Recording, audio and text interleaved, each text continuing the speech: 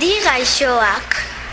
Udako goiz eguzkitsu eta bero batean, bazen jendeari asko gustatzen zitzaion mendi paraje bat, Iruturri izenekoa, oso polita.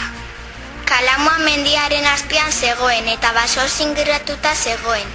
Izenak esan bezala aspaldiko mendizalek prestatutako 3 iturri zituen. Herriko jendeari asko gustatzen zitzai ara joatea beren azkari amarretakorik. Hala egin zuten Gorka, Alain, Maire eta Leirek egun hartan. Baskari eta guzti joan ziren egun pasa. Baloi batekin soka saltoan, kartetan eta eskutaketan jardun zuten jolasean gozetu arte. Ondoko basotik adar batzuk eta egurran hartu eta sua egin ondoren gustura jan zuten.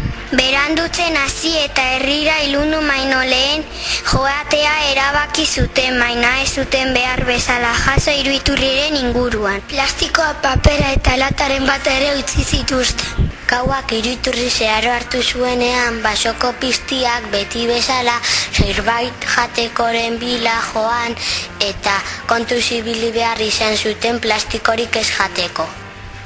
Gauaren erdian haizeak zuaren hondarrak astindu eta bizitu egin zituen.